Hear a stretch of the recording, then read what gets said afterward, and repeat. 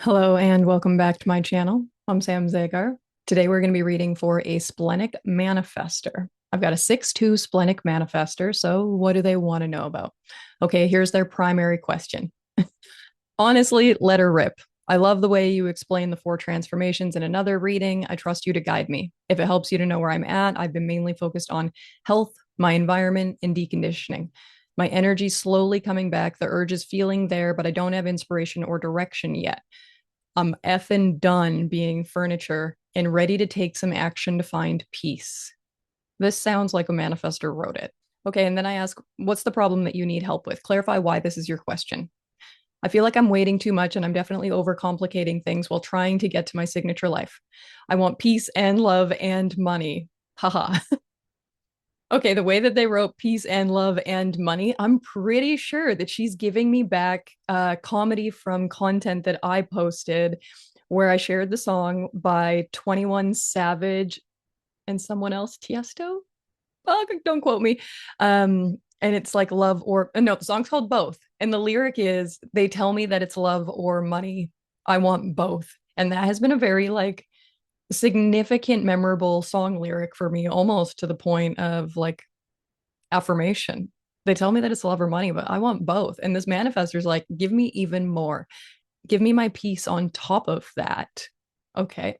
What else are they curious about?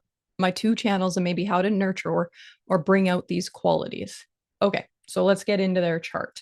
This is a letter rip reading. This is a let it fly. I like what you've done before. Loosely give me my four transformations. Maybe I'm focusing on my health, my energy, but I'll be honest, like the money thing really stood out for me.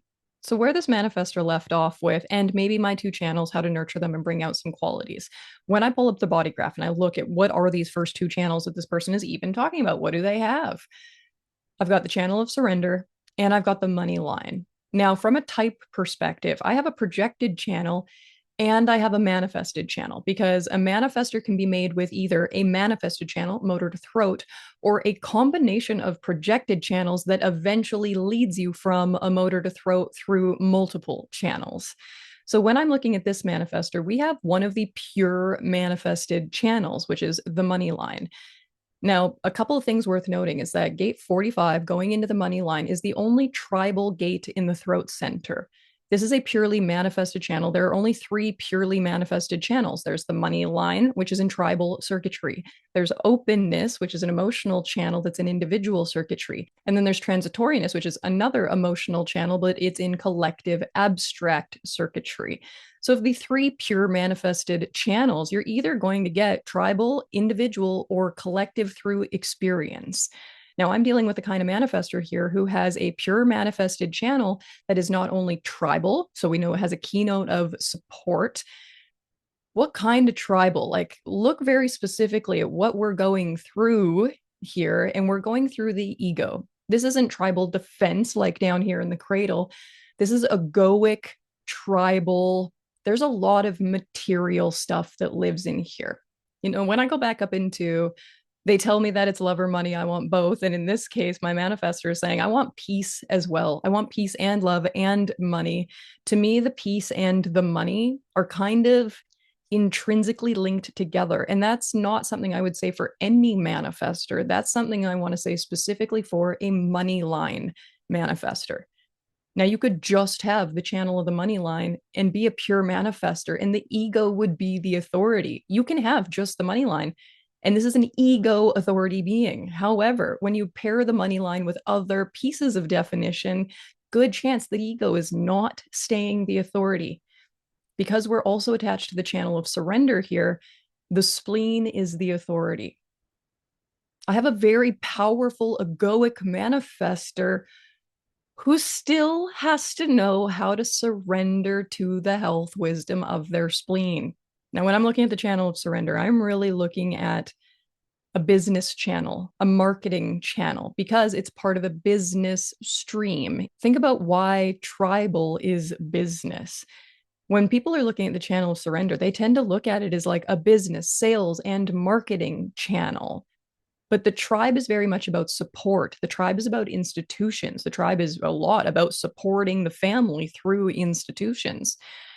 Now, when we're looking at this kind of tribal channel here, I look at this person and I go, yeah, this person could be a marketing genius based on this definition.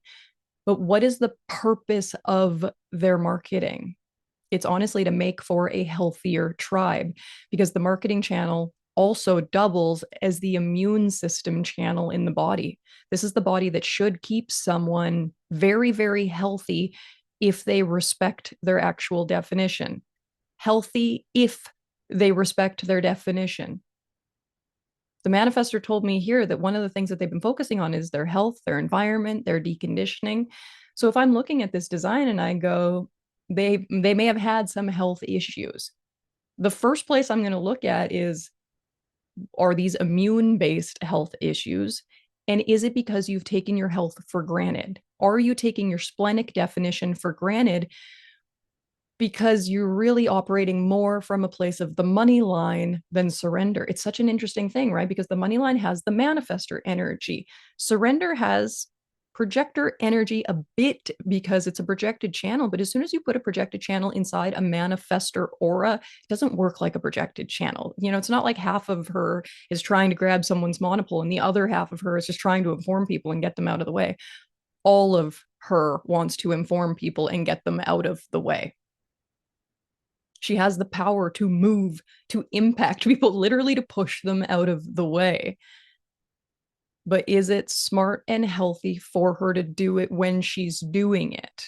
That's the thing. It's like, in order for her to actually initiate, it has to be a very healthy time for her to do so. If she's not in a good health place, her spleen is going to be like, I'm not giving, no, I'm going to crash your system so that you stop trying to be so, I don't want to say egoic because people will take that the wrong way, but so motored. That's a better way to say it. Like, this person in many ways might over identify with their motor and they might under identify with their spleen, which is actually their authority. That's one of my concerns. Is this person actually trusting their spleen? But what does it actually mean to trust your spleen? Because if you have read a lot of material on it, it is like the spleen whispers, it doesn't say it again. How can you actually hear it? How can you actually listen to it? And when I'm looking at this person's channel, she's got surrender twice. She has it in red, as in unconscious in the design and body side. She also has it in black, as in conscious on the personality side. So there's a part of her that knows enough to surrender to the spleen. There is conscious awareness of like, ooh, that might not be healthy. But there's a part of her that's not conscious about it. And she's like, oh, can I trust that? Can I trust that? Over and over and over again. When I say out loud the question of like, can I trust that? I immediately go back to, this is a 6-2 profile. This is a 6. This person is currently 37 years old. They've been on the roof for roughly about 6 years ish. But it also means that their life up until around the age of 30 had a more significant trial and error process. That's really uncomfortable. I can definitely understand where some of the hesitancy is going to come from this person in not wanting to do things that don't feel like they're going to work. This person was interested in their 4 transformations and looking at their variable a little bit. When I'm looking at this person's variable, what stands out to me is that they are 3 parts right, 1 part left. But I think they might have gotten one of the most challenging left arrows in this kind of configuration, because we're dealing with a strategic mind in a body that's very receptive and a view that's very receptive, which ultimately means peripheral. But this is a person who has these qualities of like slower, reclined, observing, taking in, storing, watching. Like, there is the receptive, absorbent nature of this person. But when we're looking at how their actual mind operates at the tonal level, we're dealing with a 1. So anything that is a tonal level 1 will create leftness. So this is a strategic mind. But what is the point of being strategic? The point of being strategic is to have the awareness to take advantage of something going on around you. But I don't want you to hear that as in like, this person took advantage of someone, as if they're abusing people all the time. If you take too much advantage of something, it can very much become abuse. But in general, to have an advantage, to make an advancement, these are not negative qualities. I like knowing how to take advantage of the world around me. That's survival awareness that we developed over, our human existence. The kicker right now is that strategic minds are not the only kinds of minds. We have strategic minds and we have receptive minds, and there's a binary quality here. They are opposites and they're kind of supportive and helpful. Not kind of, they are very supportive and helpful to each other. But it creates a little bit of this like internal conflict. Well, this person is in many ways has that more receptive nature to them. The mind, where they are conscious of where they operate from, has a quality of I take advantage of what I'm aware of. And a lot of the times, the advantage comes across like an organizational quality. The strategic mind is very good at organizing information, whereas the receptive mind is very good at taking in and storing information.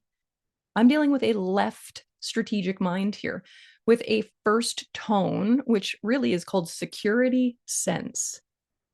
This person is meant to have a strategic awareness that keeps them secure, that helps them know how to survive. This is a mind that wants to have a plan that it can feel comfortable with, is going to help it make a viable life. And yet, this person also doesn't necessarily know like really where their plan is coming from. It's an odd thing I'm going to suss out there for a second, but like as a projector, my plan in many ways should come from what I get invited to do. I shouldn't be doing too much unless I was recognized and invited into it. The sacral being has a plan of like executing what they have a response to, committing to what they have a response to. But the manifestor isn't waiting for someone else to ask them, someone else to invite them. From the manifestor, it's coming from them. And like, again, if I'm going to look at this strategic mind, what is the motivation in it? I've got guilt motivation. So what guilt really means as a motivation is I've got a fixer type. So when I meet this splenic manifestor, I'm meeting a sixth line profile in a manifestor body, right? So when you meet this person, if she walks into my aura, her aura will compress against my projector aura. She will kind of make my aura feel more dense against me. That's what the repelling quality of the manifestor is. It's not that they push people away like, ew, gross. It's like they compress people against themselves. So if she walks into the room, it's not even so much that I become very aware of her or even that I become very aware of me. It's almost like I become aware of they're not me. They're different from me. What is this thing? Like I'm aware that kind of like a wall is walking towards me, but I don't really know what's behind the wall, closed and repelling aura. But I meet this six. So when I meet this kind of like closed and repelling aura, there's also this quality of them that is detached and aloof. But then that's in a second line body, which has a quality of like withdrawal and hermit. So in many ways, when I meet this person, closed and repelling aura, aloof personality, withdrawn body, if I meet this person, I might assume right off the bat, she doesn't care about me at all. She doesn't have an interest in me. She doesn't. It would be very hard to meet her and think that she wants to get involved with somebody. And so from that, I'm thinking, ooh, how many times has she wanted to have a relationship with someone?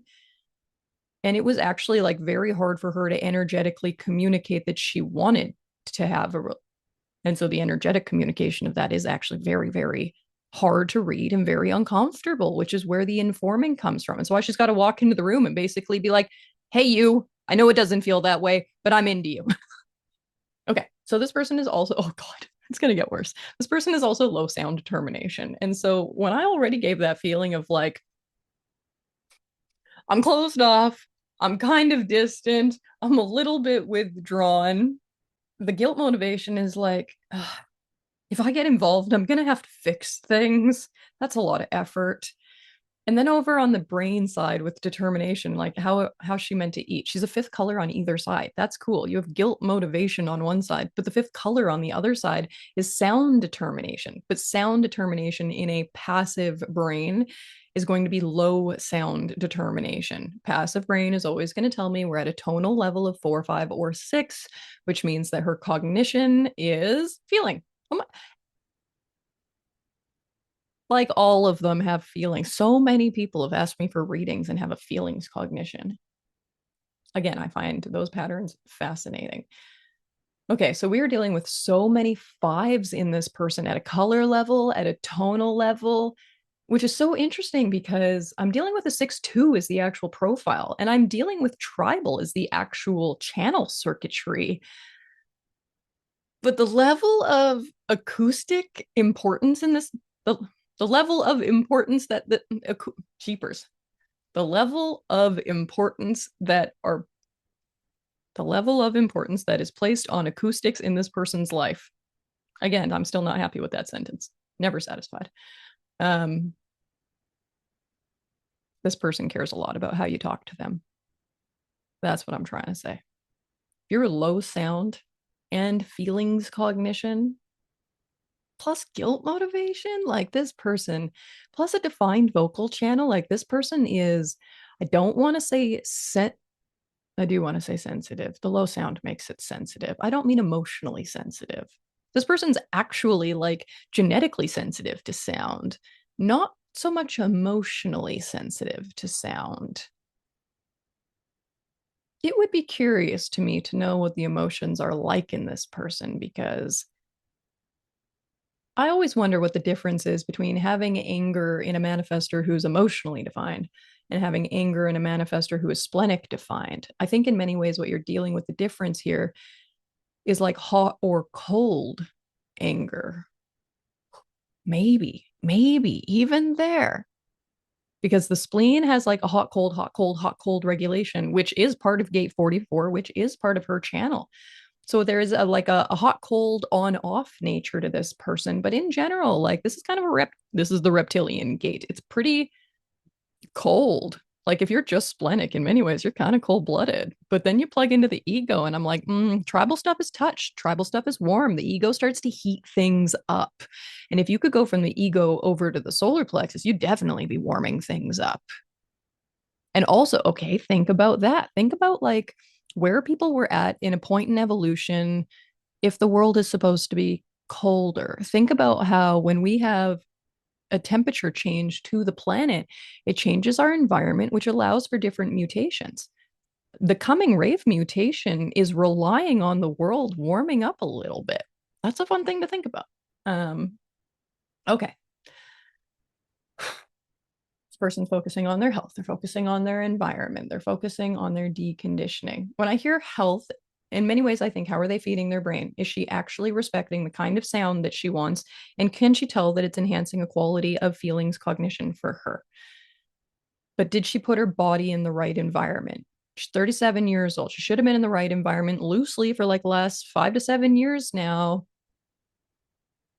How does that feel? So this is a caves environment person. This is someone who's meant to have their back against the wall, their back against the corner. Like there's a quality of protection for this person that is very important, which is a neat thing to say because so much of what I said about this person's design has like the words are so interesting. I like cycle through 20 words sometimes before the right one comes out. Again, surrender.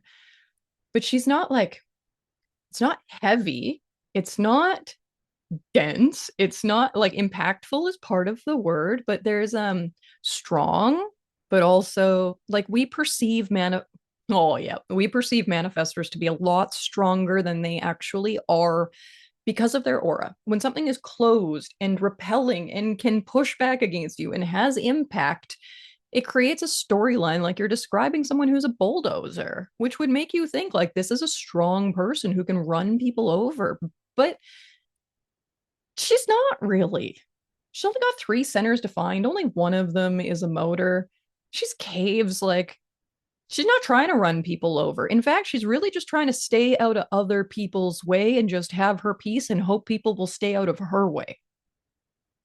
I think what she's really looking for in the love relationship is who can get past the illusion of strength, or maybe more so the illusion of independence, and who can figure out how squishy she is.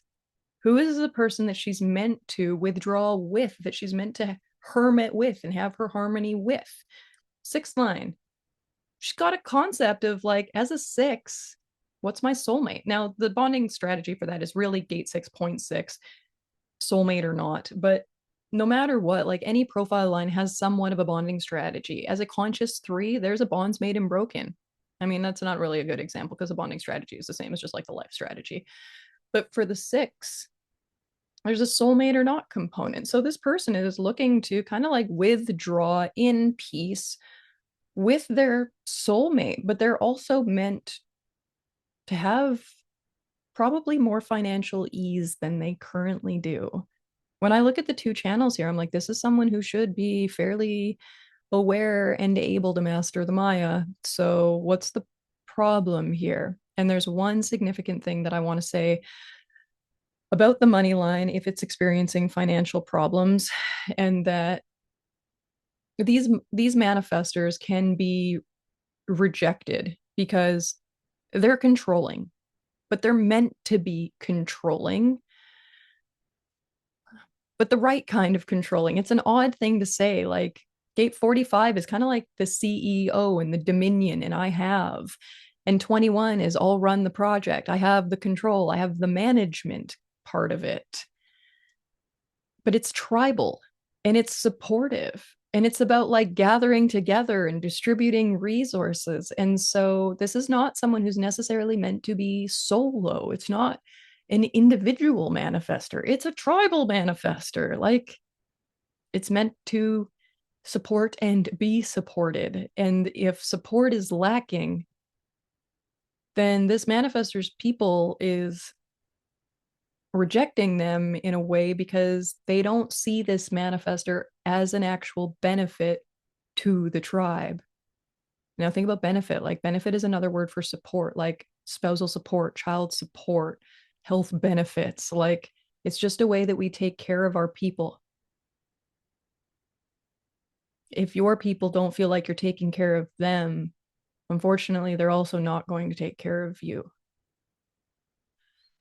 It's a lot of responsibility on this one, and that's okay to say to a guilt motivated person. You can take responsibility. You have the power to fix it. Let's see if you initiate that.